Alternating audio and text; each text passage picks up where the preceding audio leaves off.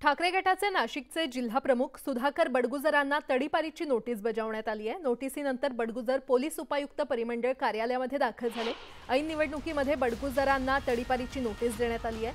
2014 मधील दाखल गुन्ह्यात कारावास भोगावा लागल्याने लोकसभा निवडणुकीच्या पार्श्वभूमीवर बडगुजर यांच्यासह काही जणांना तडीपारीची नोटीस पाठवण्यात आली आहे।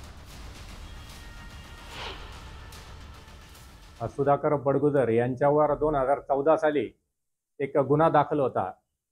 त्याच्यामध्ये मान्य न्यायालयामार्फत दोषसिद्धी झाली आणि त्यांना 3 वर्ष सश्रम कारावासाची शिक्षा पण ठोठावण्यात आली आहे।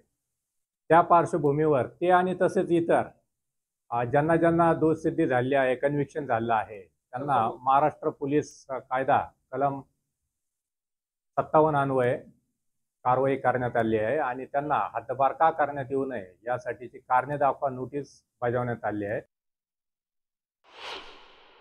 ऐन निवडणुकीमध्ये आमचा एक प्रमुख नेता नाशिक जिल्ह्यातला जिल्हा प्रमुख जो प्रचारात आघाडीवर आहे, त्याच्या हातात निवडणुकीचे सूत्र आहेत, त्यांना तुम्ही तडीपारीची नोटीस काढता, त्याला तुम्ही काय म्हणणार? सगळे गुंड तडीपार तुम्ही तुरुंगातून सोडून आपल्या बरोबर घेतलेले आहात निवडणुकीसाठी।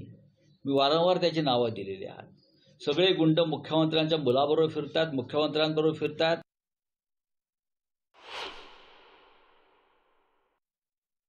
आणि या संदर्भात अधिक माहिती देत आहेत आमचे प्रतिनिधी लक्ष्मण घाटोळ आपल्यासोबत जोडले गेलेले आहेत।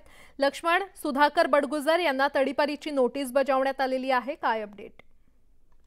खरं तर सुधाकर बडगुजर हे शिवसेनेच्या उभाटा गटाचे जिल्हा प्रमुख आहे आणि कालच मुख्यमंत्र्यांच्या उपस्थितीमध्ये जो शिवसेनेचा मेळावा झाला, त्या मेळाव्यामध्ये नाशिक जिल्ह्याचे पालकमंत्री दादा भुसे यांनी मुख्यमंत्र्यांना सुधाकर बडगुजर आणि सलीम कुत्ता प्रकरणाची आठवण करून दिलेली होती आणि सलीम कुत्ता बरोबर फिरणारे काही पदाधिकारी जे आहेत, नेते जे आहेत उभाटाचे, ते शहरामध्ये दहशत निर्माण करताय अशा पद्धतीचं विधान आणि वक्तव्य जे आहे ते पालकमंत्री दादा भुसे यांनी केलं होतं आणि ही आठवण करून दिली।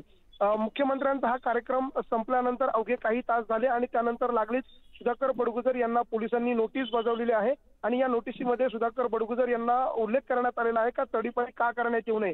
खरं तर तडीपारी करण्याबाबतची ही जी नोटीस पोलिसांनी बजावली त्यानंतर सुधाकर बडगुजर आता नाशिक शहराच्या पोलीस उपायुक्त परिमंडळ 2च्या कार्यालयामध्ये दाखल झाले आणि त्यांनी त्यांचं म्हणणं जे आहे ते पोलीस उपायुक्त मोनिका राऊत यांच्यासमोर मांडलेलं आहे आणि त्यानंतर ते आता थोड्याच वेळात बाहेर येतील, माध्यमांशी बोलतील आणि त्यांची प्रतिक्रिया जी आहे ती ते देतील। मात्र एकूणच जर आपण बघितलं तर लोकसभा निवडणुकीच्या पार्श्वभूमीवर अशा पद्धतीने उभाटा गटाच्या जिल्हा प्रमुखाला तडीपारीची नोटीस आल्यामुळे शिवसेनेमध्ये चलबिचल सुरू झालेली आहे। खरं तर सुधाकर बडगुजर यांचे यापूर्वी अनेक राजकीय गुन्हे त्यांच्यावरती आहे आणि त्याचबरोबर मुंबई बॉम्ब ब्लास्ट प्रकरणातील मुख्य आरोपी सलीम कुत्ता याच्यासोबत डान्स करतानाचा एक मध्यंतरी व्हायरल झालेला व्हिडिओ आणि त्या प्रकरणामध्ये देखील बडगुजर यांची झालेली चौकशी या सगळी पार्श्वभूमी जी आहे ती बडगुजर यांच्या तडीपारीच्या नोटीसला आहे। बरं, निश्चितच लक्ष्मण, धन्यवाद या सविस्तर माहितीसाठी।